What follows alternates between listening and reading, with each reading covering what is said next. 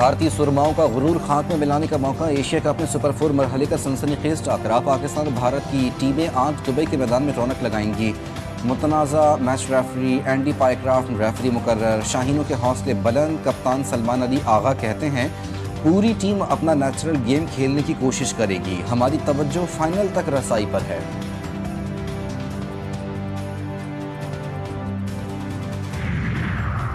وزیر اعظم کے بیرون ملک دورے جاری، آج برطانیہ سے امریکہ روانہ ہوں گے۔ شہباز شریف نیو یارک میں اقوام متحدہ کی جنرل اسمبلی میں شرکت کریں گے۔ 26 ستمبر کو خطاب میں فلسطین، کشمیر، موسمیاتی تبدیلی، معیشت اور ترقی پذیر ممالک کے چیلنجز پر پاکستان کا موقف عالمی برادری کے سامنے رکھیں گے۔ وزیر اعظم کی امریکی صدر سے ملاقات کا بھی امکان۔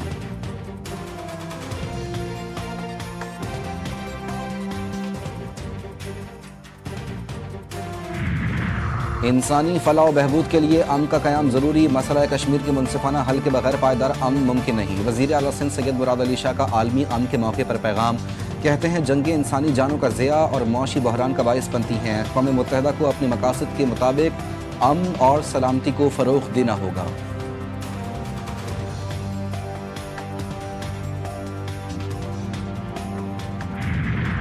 کنڈیاروں میں دریائے سندھ کے زمینداری بند ٹوٹنے سے سیلابی ریلا بے قابو، بکھری شہر اور آس پاس کے گاؤں میں داخل، گھروں، دکانوں اور اسکولوں میں پانی بھرنے سے شہریوں کو شدید مشکلات کا سامنا، سینکڑوں ایکڑ فصلیں ڈوب گئیں، متاثرہ علاقوں میں ہنگامی امدادی کارروائیاں جاری۔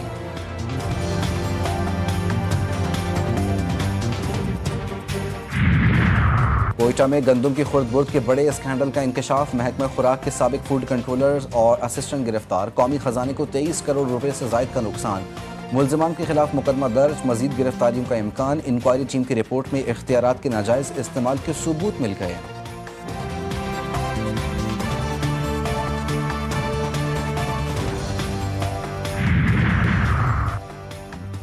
ملک بھر میں گرمی کی لہر برقرار، اسلام آباد، پنجاب، سندھ، خیبر پختونخوا، بلوچستان، کشمیر اور گلگت بلتستان میں موسم گرم اور خشک رہنے کی پیشگوئی، کراچی میں سورج کی تپش جاری، مطلع صاف مگر صبح اور رات کے اوقات میں بوندا باندی کا امکان، شہر قائد کا درجہ حرارت 27 ڈگری سینٹی گریڈ ریکارڈ کیا گیا جو 31 ڈگری تک محسوس کیا جا رہا ہے۔ جنوبی وزیرستان میں سیلاب سے شدید متاثرہ علاقوں کی بحالی کا آغاز، ایف سی ساؤتھ اور سول انتظامیہ کے مشترکہ ہنگامی اقدامات، آمد و رفت کی بحالی، ٹوٹے راستے اور بہہ جانے والے پل اثر نو تعمیر کر کے آمد و رفت بحال، ریلیف پیکیجز کی تقسیم شروع کر دی گئی، بستر، کپڑے، اشیاء خورونوش، پھل اور دیگر ضروری سامان شامل، مشران کے ساتھ جرگہ کے ذریعے مسائل کا حل تلاش کرنے کی عملی کوششیں۔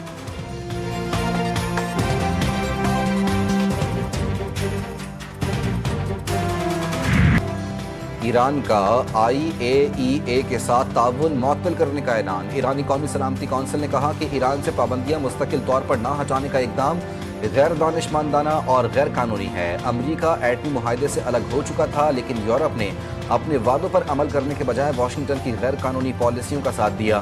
ایرانی صدر مسعود پزشکیان نے کہا کہ حد سے بڑھتے مطالبات کے سامنے ہتھیار نہیں ڈالیں گے، دوبارہ پابندیوں کا مقابلہ کریں گے۔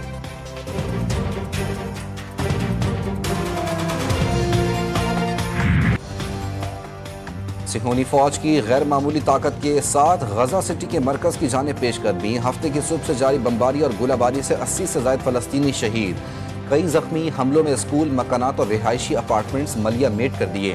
صہیونی فورسز کی امدادی مراکز پر بھوک سے ستائے افراد پر بھی فائرنگ، فلسطینی حکام کے مطابق غزہ سٹی کی آدھی آبادی خالی ہو چکی ہے، بھوک کی شدت سے بھی 4 فلسطینی دم توڑ گئے۔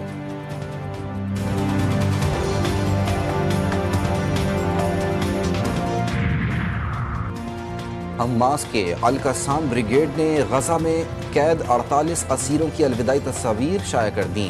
تصویر کے نیچے لکھا، اسرائیلی وزیر اعظم نیتن یاہو کے انکار، آرمی چیف ایال ضمیر کی پسپائی اور غزہ سٹی میں شروع کیے گئے آپریشن کے بعد الوداعی تصویر۔ حماس نے خبردار کیا کہ اگر اسرائیلی فوج نے مزید پیش قدمی کی تو غزہ سٹی اس کا قبرستان بن جائے گا۔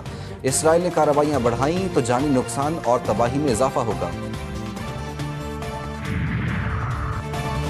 غزہ تباہی کی بدترین سطح پر ہے. دنیا کو اسرائیل اور اس کے مقبوضہ مغربی کنارے کے مرحلہ وار الحاق سے ڈرنا نہیں چاہیے.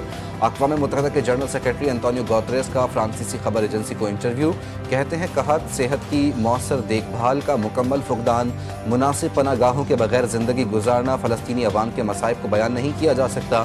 ہم غزہ میں جو کچھ دیکھ رہے ہیں وہ خوفناک ہے.